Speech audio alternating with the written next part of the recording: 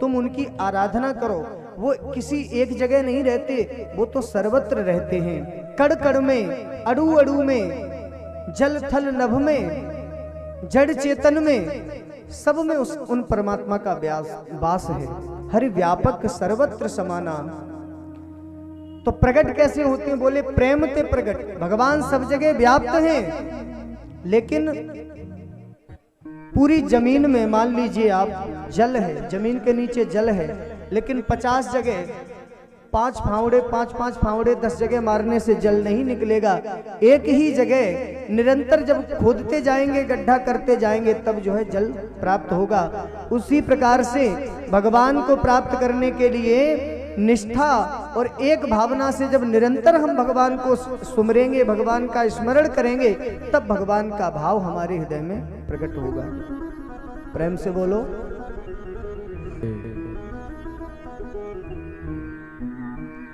भगवान तो सभी संसार में प्राणी मात्र में व्याप्त है। भगवान को प्रकट करने के लिए परिश्रम करना पड़ेगा, सच्ची निष्ठा रखनी पड़ेगी।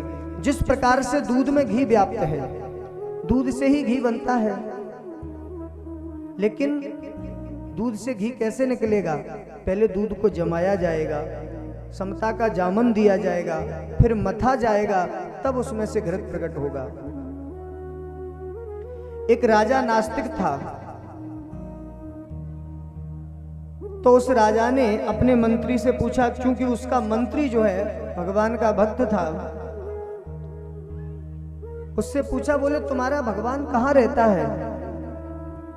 अब मंत्री ने सोचा, मैं अगर इसको बता भी दूंगा तब भी ये हमारी बात पर विश्वास नहीं करेगा।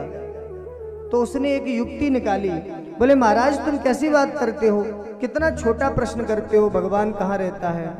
अरे ये तो अगर 5 वर्ष के बालक से भी पूछ लोगे तो वो भी बता देगा। बोले अच्छा, हाँ। तो बोले ठीक है, जाओ किसी बालक को लेकर के आओ। महाराज मंत्री जी एक छोटे से 5 वर्ष के बालक को लेकर के आए और बढ़िया राजा ने तुरंत प्रश्न कर दिया। जैसे ही बालक को देखा, बोले तुम्हारा भगवान कहाँ रहता है? उस बालक ने राजा को डांट दिया, बोले तुम मूर्ख हो क्या? हम तो समझते थे कि राज दरबार में कुछ सभ्यता होगी, आपको तो बिल्कुल भी सभ्यता नहीं है। राजा ने कहा क्या हुआ महाराज? बोले एक बात बताओ, जिससे प्रश्न पूछा जाता है, जिज्ञासा करी जाती है, वो गुरु होता है। उसको आसन देना चाहिए, सत्कार करना चाहिए, अच्छी तरह बिठालना चाहिए, तब प्रश्न करना चाहिए। और आपने सीधे ही आते ही प्रश्न दाग दिया।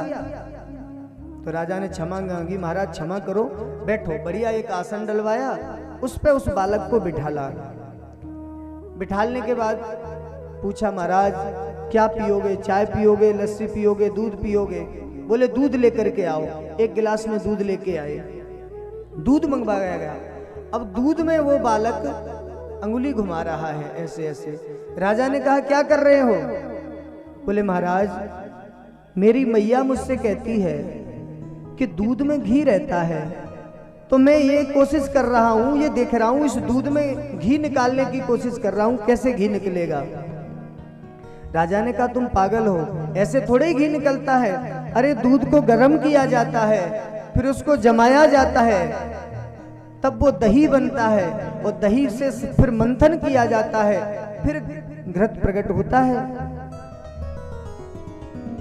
तो उसी प्रकार से बालक ने कहा महाराज अपने प्रश्न का उत्तर तुमने स्वयं दे दिया।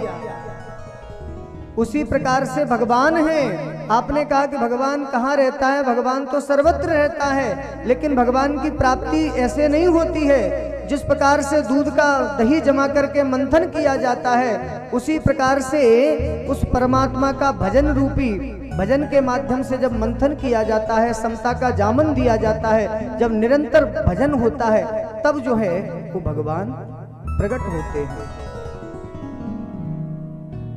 आपको बताया था अतिशय प्रीति देखे रघुबीरा, प्रगटे हृदय हरन भव भीरा, तब भगवान प्रकट होते हैं। राजा प्रसन्न हो गया, ये बालक तो बड़ा अनुपम, बड़ा श्रेष्ठ है, बड़ा ज्ञानी है। बोले अच्छा ठीक है, अब मेरे एक प्रश्न का जवाब और दे दो। क्या? बोले तुम्हारा भगवान करता क्या है? उस बालक ने कहा, बोले ये बताओ तुम्हारे एक प्रश्न का जवाब तो मिल गया? बोले हाँ मिल गया। बोले गुरु कौन हुआ, मैं हुआ कि तुम हुए? बोले गुरु तो महाराज आप ही हो। बोले वाह, गुरुजी नीचे बैठे हैं और चेला ऊपर सिंहासन बैठे हैं, उतरो नीचे। फटाफट उसको महाराज राजा को नीचे उतार दिया, जमीन पे बिठाल दिया और नन्हा सा 5 वर्षीय बालक धीरे धीरे चलता हुआ चपर चपर चलता हुआ महाराज नन्हे नन्हे पांवों से उस राज सिंहासन पर बैठ गया। राजा ने पूछा, महाराज ये तो बताओ तुम्हारा भगवान क्या करता है? बोले अभी भी नहीं समझे? बोले यही करता है, आप जैसे अभिमानियों को ऊपर से नीचे गिराता है और हम जैसे अनन्योनाश्रित जो आश्रित भक्त हैं उनको ऊपर बिठा करके सिंहासन पे बिठाता है। मस कहीं करही बिरंच प्रभु अजही मसकते